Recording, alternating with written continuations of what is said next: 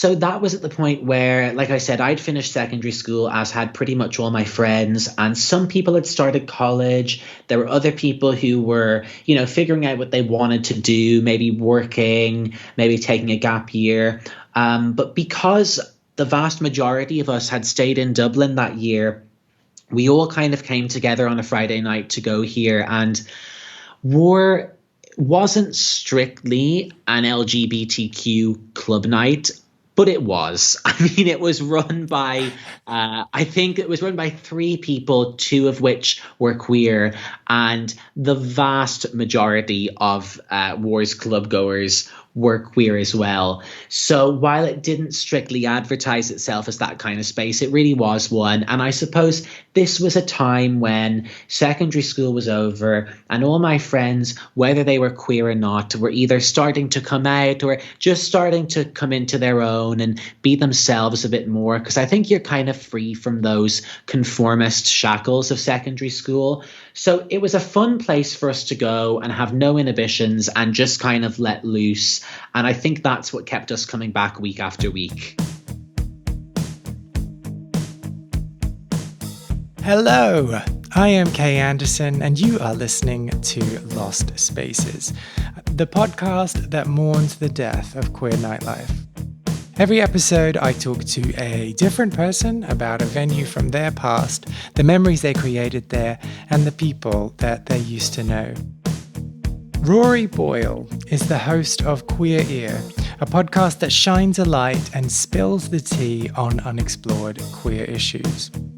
Before he moved to London to study, he had a gap year in his hometown of Dublin, where he got to explore his sexuality safely and dance all night long, on the podium no less, at Cult Club Night War at Andrews Lane Theatre.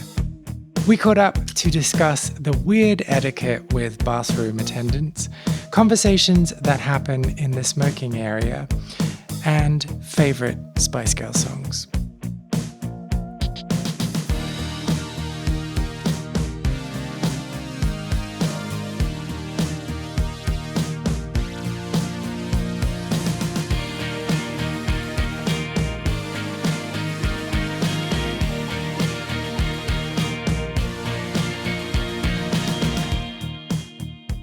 One thing that I find interesting comparing Dublin to London is that in War, again, because Dublin is a small place, you kind of saw the same faces week after week. So I wouldn't necessarily become friends with these people, but, there'd be someone who you might bump into in the line and know to say hi to, or someone you might see on the dance floor and kind of, you'd recognize them. In London, I find that doesn't happen as much. I think if you go to the same venues again and again and again, it would. But if you're in Soho, there's always going to be tourists. There's always going to be people who've come from different parts of the country for the weekend. And I think in Dublin, that happened less and less. So I don't know if that's a selling point for War or if it was something that I was just going to ask about that. Like, is that good? Is that a positive or a negative for you? I think in the long run, it might actually be a bit of a negative, because I do think because we went pretty much every Friday, it was sometimes a bit like you were seeing the same faces over and over. And I don't know how fun that actually is in the long run. Yeah, especially when you've made your way through them. Well, I didn't quite say that, but yeah, if you want to meet someone, it's not good. Well, yeah, I mean, this is the thing. So I grew up in Adelaide, but I've lived in London for a long time. And I mean, I would maybe counter what you've said, like, because I feel like I do run into lots of people a lot in London, but it's not at the same frequency and it's not like the same people every single time. And it might be that I'm looking back with like rose-colored glasses or, just kind of romanticizing the past. But there's something quite nice about the dependability of seeing the same people every week and knowing that they're going to be there and knowing that you can have a little chat, be non-committal overall, but like catch up and see how they are and then be like, great, well, I'll see you in a month's time. Whereas in London and in bigger cities, I'm imagining, it's just so much more fleeting. And you do run into people that you know a lot, but they're usually the people you don't like. Yeah, I do agree. I agree with you completely. I think that there's definitely positives to it. I think perhaps it just goes back to what I was saying earlier about kind of wanting to get out. I think all of that running into the same people over and over kind of reiterated that to me, that Dublin's a small place and my options were limited there. And I think as well, because I knew I was moving to London the next year, I wasn't overly invested in getting to know a lot of those people because I knew I wasn't going to be around much longer. If that sounds like a very negative way to look at things, but like I was never going to war looking for a boyfriend. I was never going to war looking to make lifelong friends because I kind of knew I was leaving Dublin probably for good, and this was sort of one of the last places I was going to be frequently going out in Dublin. That's really interesting. And so there was an excitement about what was coming up next that prevented you from wanting to make those bonds, or was it something else?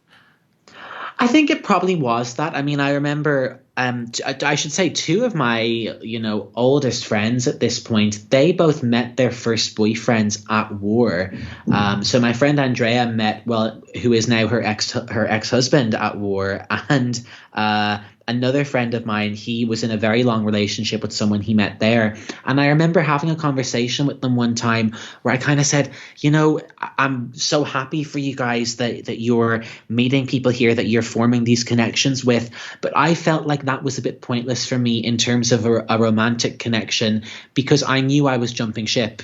Yeah, but like, the whole, and not necessarily saying that this is absolutely true, but that whole kind of love at first sight, you can't kind of plan who you meet and stuff like that. Were you just completely closed off to making any kind of connections with people?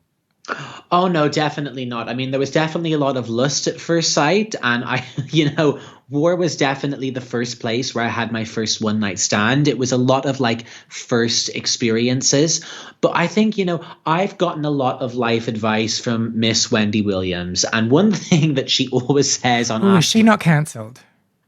I feel like she should have been cancelled about 10 years ago, some of the stuff that comes out of that woman's mouth.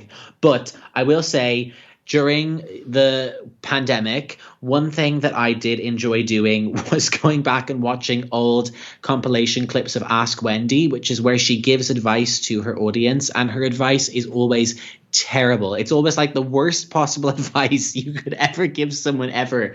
But one thing that she does always say that I agree with is that when you're young, when you're at that young age, you should be dipping it and doing it. So believe me, I was dipping and doing it every week in war, and I was not afraid to make that kind of connection. But I don't know so much about the very romantic kind. Mm-hmm. Yeah, it's just interesting, isn't it? Oh, I say interesting too much. Sorry.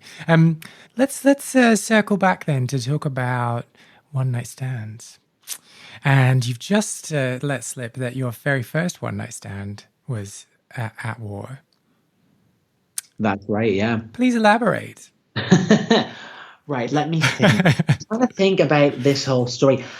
So I guess, it sounds very much like I'm about to sing the intro to Skater Boy, but this time it's he was a boy, he was a boy. Can I make it any more obvious? And I guess we just locked eyes on the dance floor, and one thing led to another. And I remember I was with my friend Andrea. She'll love if I ever retell her this story because she might have forgotten this. But I think it got to the end of the night and we were parting ways. And I think she didn't realize that we were going to go home together. And the next day we were meant to meet up, myself and Andrea. And she texted me that morning and was like, "Hey, are we still on for today?" And I was like, "No, I'm in a complete opposite part of Dublin, in this guy's house." And I suppose, like, with it being your first one night stand, it's obviously completely out of character for you. So I think she was a bit shooketh by that. Because she thought you were like innocent. I mean, yeah, wrong word. I think she probably knew I had it in me, but I think she just thought I'd gone home. So it just wasn't news she was expecting. But yeah, I mean, that guy was very, very nice. We had a good time. He was nice. Is there not more to it than that? Well, let me put it this way then. All right, you want the tea. Why I say he was nice is what I mean is like it was a very pleasant first time experience with someone, because I'm very aware that some people have their first one night stand and it can be pretty horrible. You know, it can be quite non-consensual, or it could be that the other person isn't very nice to them, or it's just a really awkward, uncomfortable encounter. Or they snore afterwards. Or they snore afterwards, which, you know, is worse than all of the above. But, you know, mine was nothing like any of those things. It was, you know, a guy who was a student, similar to my age, went back to his house. I think there was no one else home that night for whatever reason. So we went back there, and yeah, it was really pleasant, you know, in the sense that I felt very comfortable. I mean, if I ever sleep with someone and then the feedback they give me is that was pleasant, I don't think I'd be very pleased. You know what, touche. If anyone gives me that rating on Yelp, I'm going to be having more. Not that I'm a service on Yelp yet, but haven't gotten that desperate just yet. But yeah, I mean, you know, let me put it to you this way. What else would you like to know? Well, you know, what were you wearing? No, actually, I'm more interested in the feeling afterwards, the next day or the following days.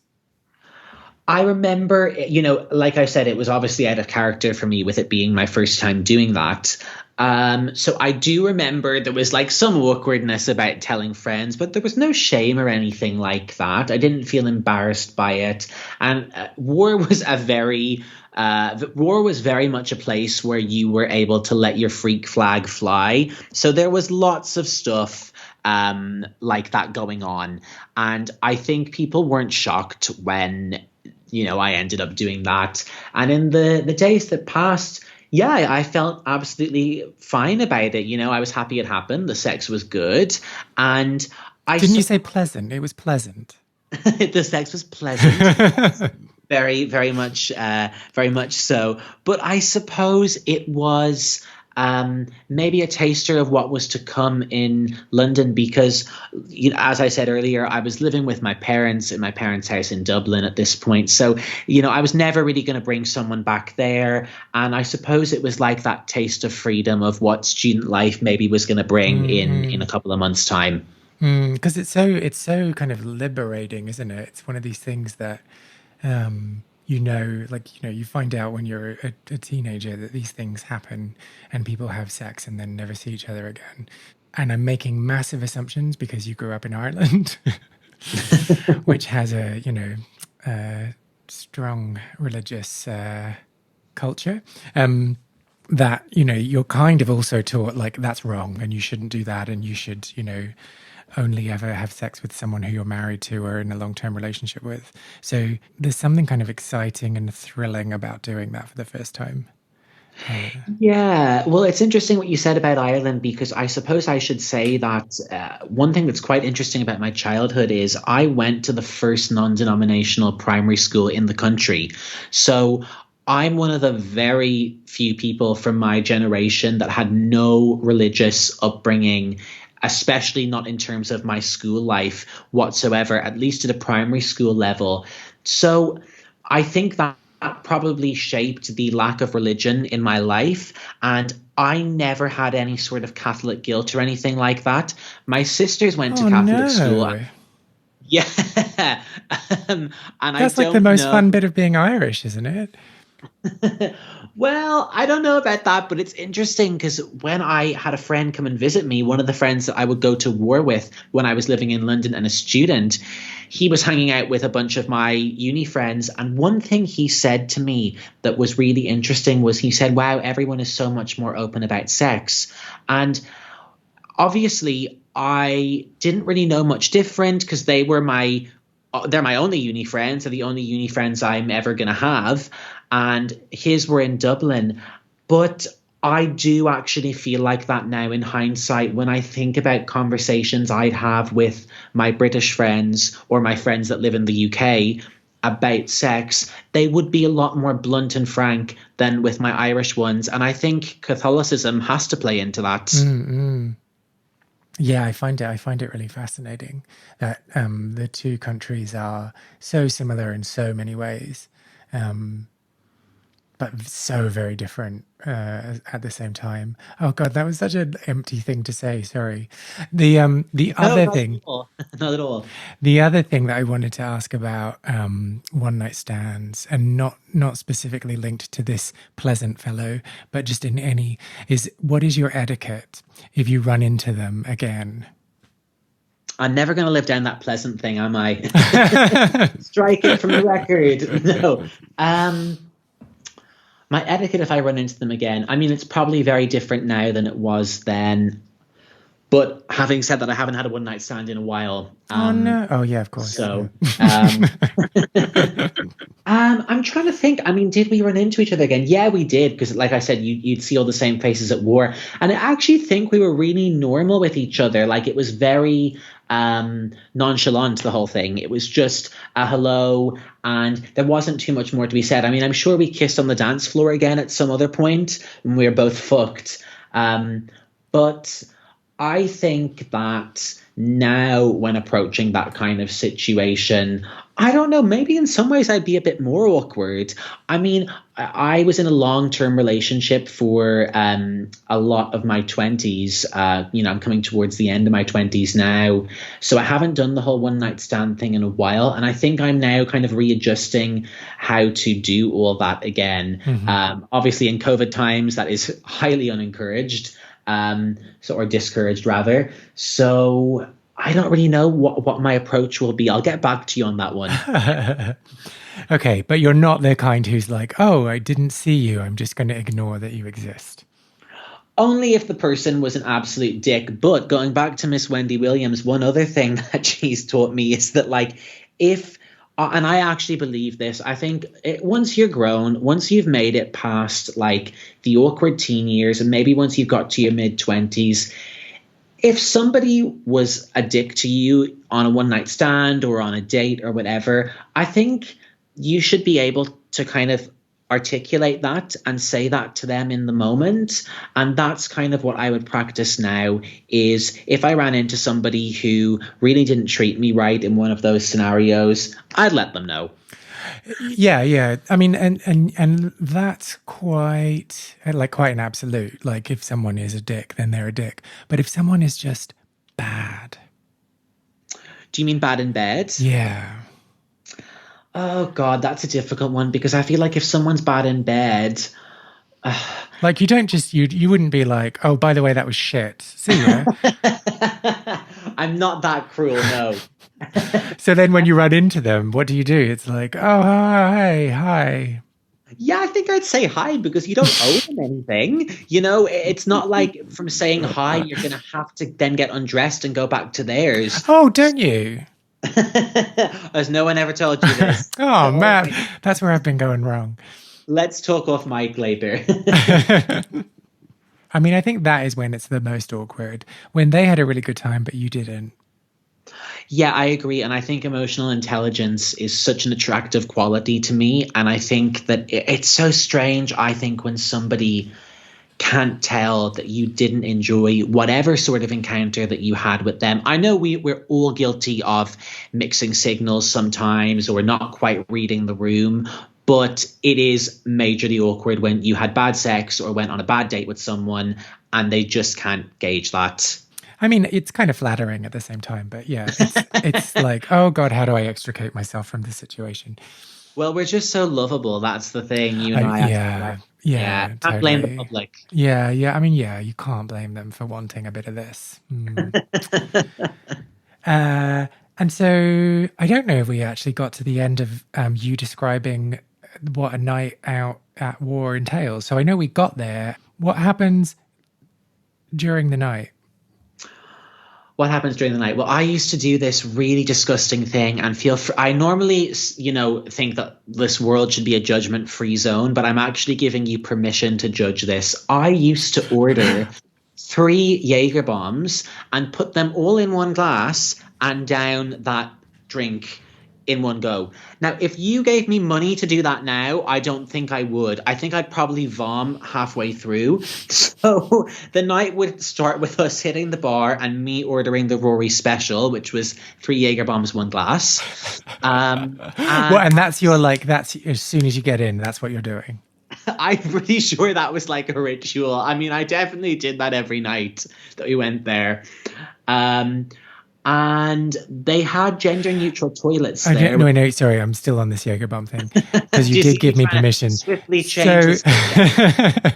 So you actually named it the Rory Special. I gave it a title, yes. And so all your friends would have used this title. I feel like it's so cringe. They mentally blocked it, but I'll remind them. Okay. I mean, those are all the follow-up questions I had about that. So let's go now to the gender-neutral bathrooms. Yeah, so the gender-neutral bathrooms, I think they are probably the first ones I ever went to in a club or any sort of like space. And we'd go there, everyone would go to the bathroom. We'd all been pre-drinking, as I said. So, that was necessary. Normally dying for the loo when we got in. Do a big touch-up in the mirror. I should say, War always had a theme to their night every week. And I mean, they were loose themes. It might have been, Britney night, and they play a lot of Britney songs, or Beyonce night, or whatever. But I can't remember her name, but there was a bathroom attendant in the gender neutral toilets who everybody loved. Oh, let's call her Nancy. I really can't remember her name. And at one point they did a themed night about Nancy. So always yeah, that was really nice, actually. You know what? I think her name was Helen. I'm 99% sure her name was Helen. And yeah, they did like a Helen night one time. So you'd always say hi to Helen in the bathroom, which was really cool.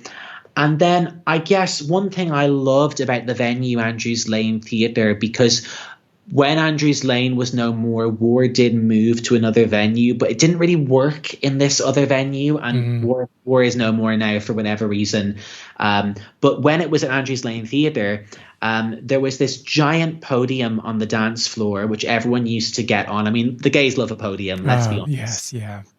So that was always a staple. I had to get on the podium. And also there was like, if you can imagine, because it was a theatre during the day, there was the main space and dance floor, and there was a stage there as well for obvious reasons. And then where the bar was more kind of a seating area, which I presume was the holding area for patrons of the theatre. But to get from the holding area to the main space, there was this big curtain, and you used to pull back the big curtain, which was really dangerous. I don't know how they got away with that.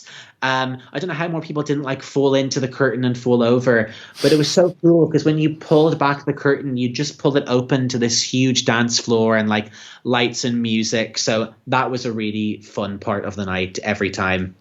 And so you could be like, I've arrived, and pull the curtains open. And then head straight for the podium.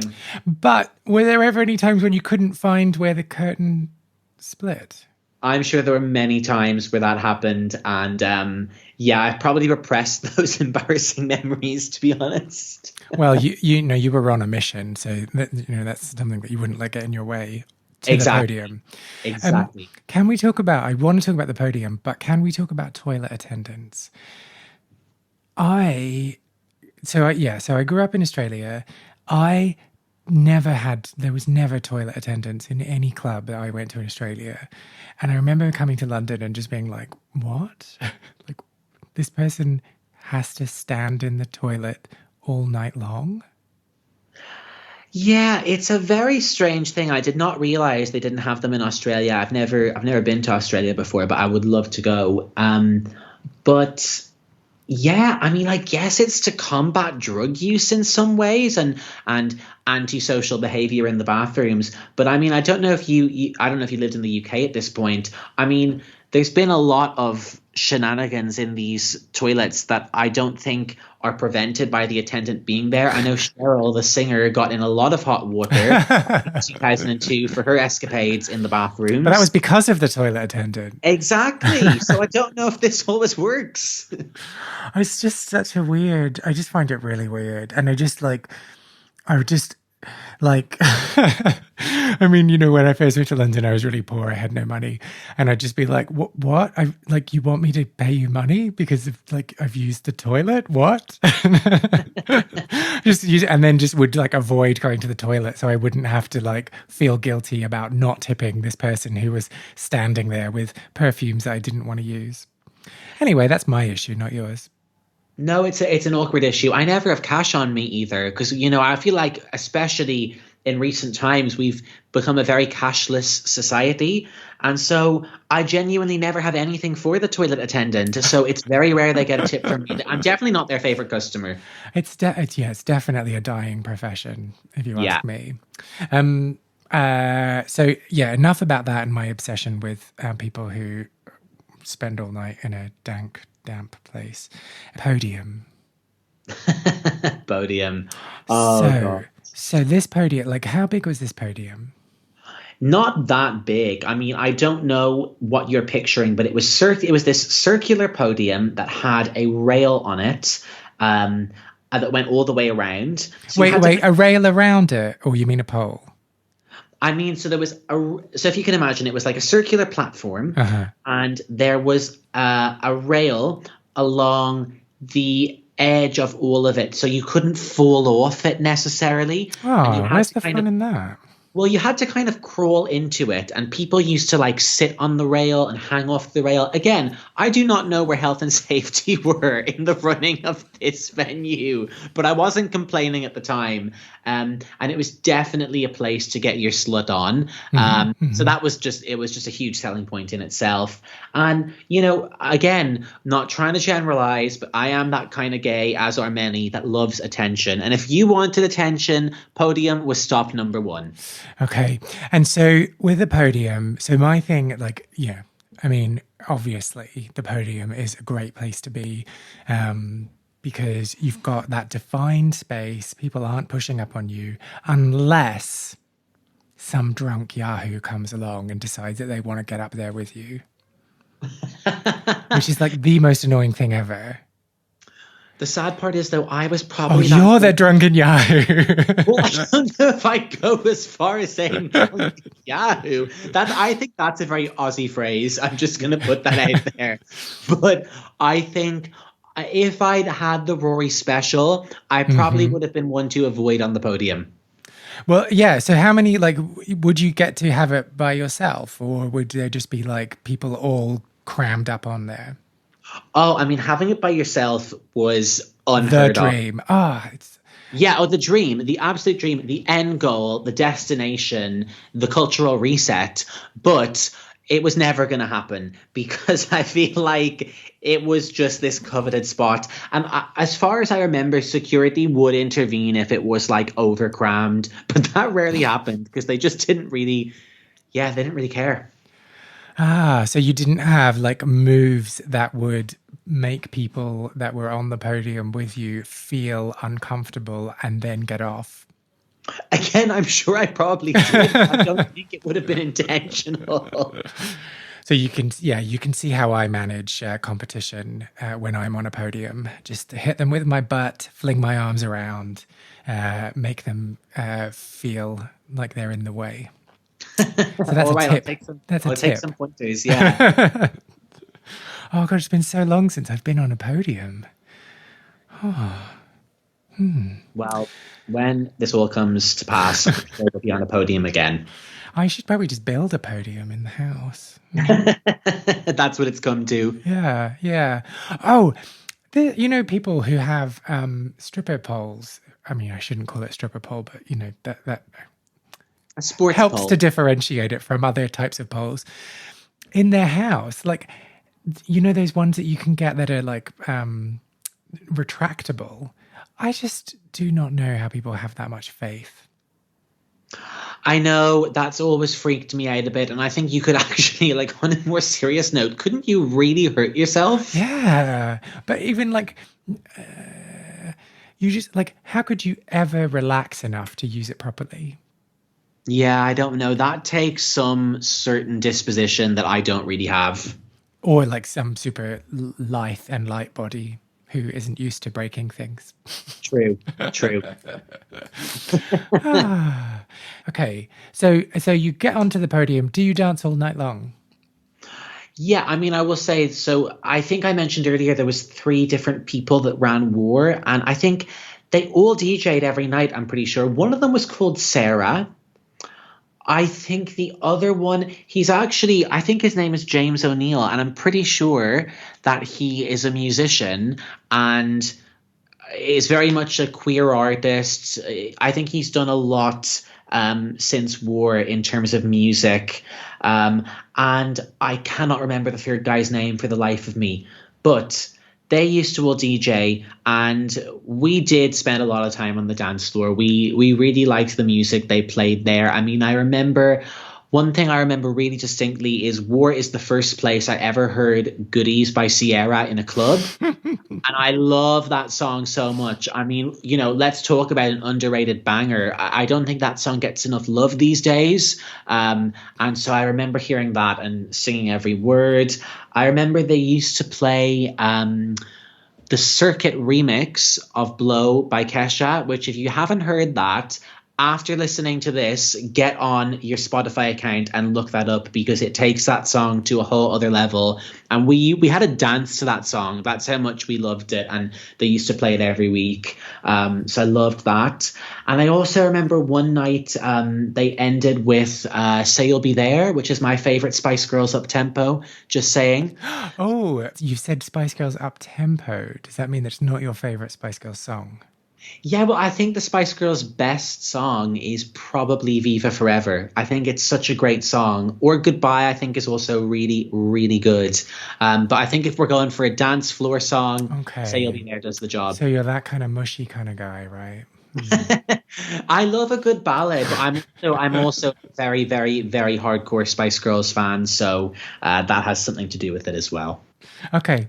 All right. Well, that's just like helping me to understand you a bit more. So you dance? Would you dance all night, or just dance for a wee while before going elsewhere in the club? We spent quite a bit of time in the smoking area, because the smoking area was really hot. It was really hot and sweaty. Andrews Lane Theatre wasn't that big, and they did manage to really fill it to capacity every week. So we would go to the smoking area for air a lot. I think also, I do not smoke now at all. I think I was smoking then as well, because I was just, like an immature 19-year-old who still thought that was quote unquote cool, which makes me cringe now beyond belief. But yeah, I think I was probably going there to smoke a bit too. There is something though about the smoking area, isn't there? Like, it's where lots of interesting conversations happen. Yeah, definitely. And, going back to the whole seeing the same faces over and over, that is where you would see people that you would talk to and have interesting conversations and meet new people. And that was fun. Everyone there was quite friendly. I think Dubliners in general are very friendly. And I think War had no pretension to it whatsoever. I mean, there were definitely bitchy gays sometimes, or people who weren't particularly friendly, but they were few and far between. I think I'd find that a lot more on the London scene now. Not that I'm saying there's not a lot of love on the London scene too. I think there definitely is. But War was the type of place where you could kind of have a conversation with anyone. And I think that's very true of Dublin. And that's something that maybe I miss, not so much specifically just about War, but about Dublin in general, is people make a lot more conversation. Like, going a bit off topic, one thing I always say is, I think restaurants in London, no one's ever really friendly in them. Whereas you always have like a bit of a chat with the waiter in Dublin. And that's something that I kind of miss.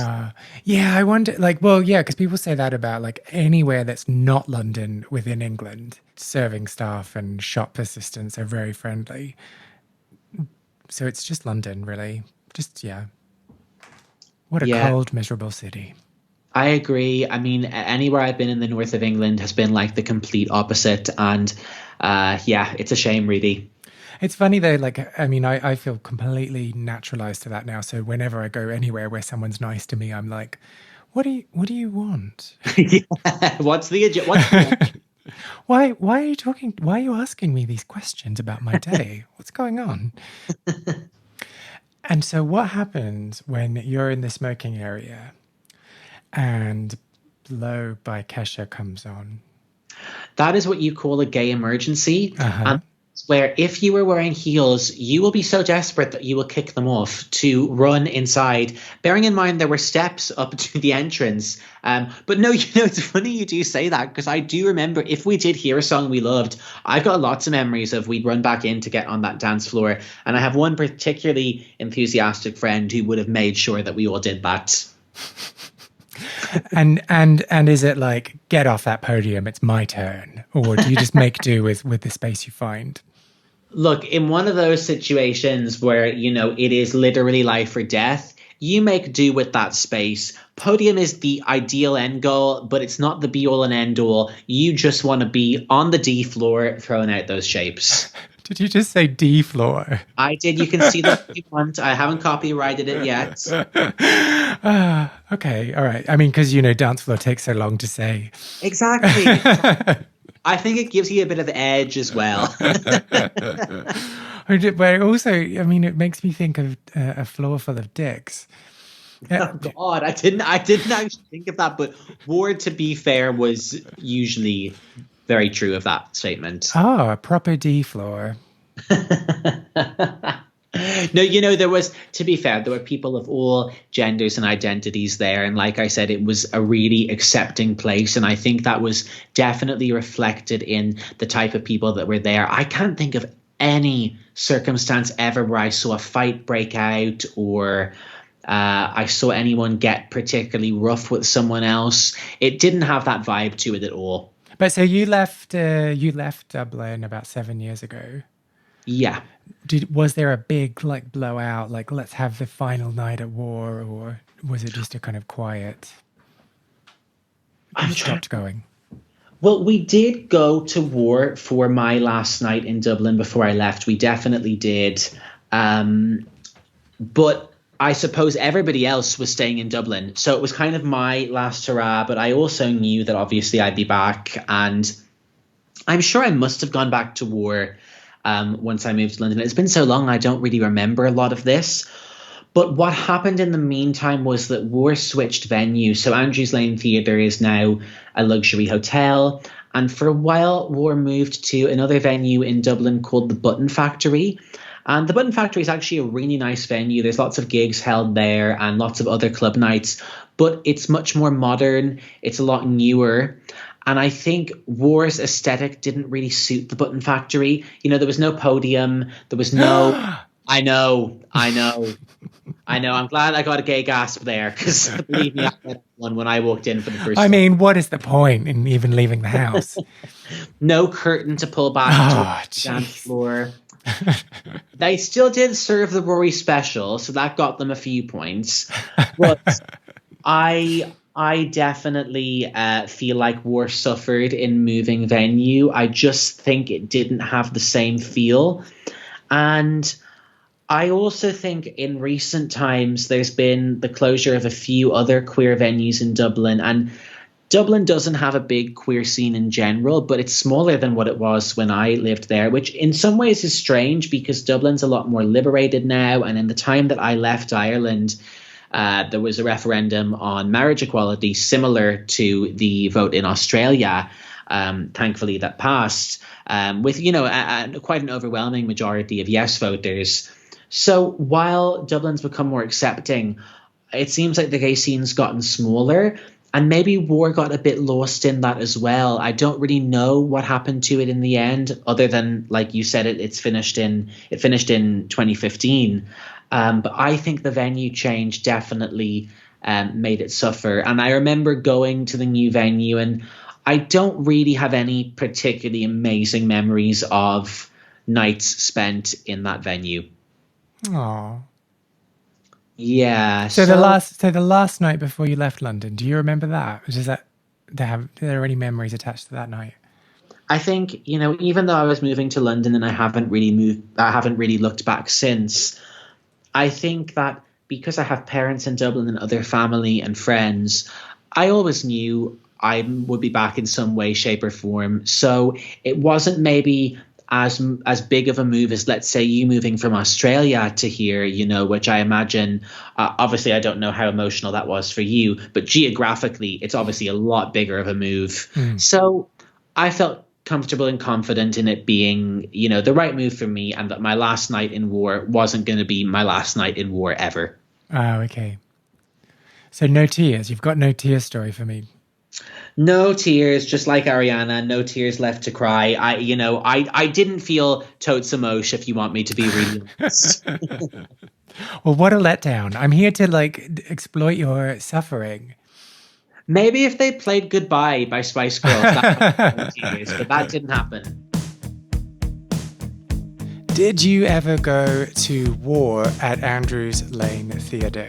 Well, if you did, I would love to hear from you. Find me on Instagram, Facebook, Twitter with the username KAndersonMusic and tell me what you got up to. Make sure that you also give the Queer Ear podcast a listen and a follow on Instagram, username Queer Ear Podcast. Lost Spaces is not only a podcast, but a concept record as well. I've been writing songs about queer venues and the people who used to live their lives there, and will be releasing songs over the coming year. You can hear the first single, Well Groomed Boys, which is also playing underneath my talking right now on all good streaming platforms. If you liked this episode, I would really appreciate if you subscribe, leave a review on Apple Podcasts, or just tell people who you think might be interested in giving it a little listen to. I am Kay Anderson, and you have been listening to Lost Spaces.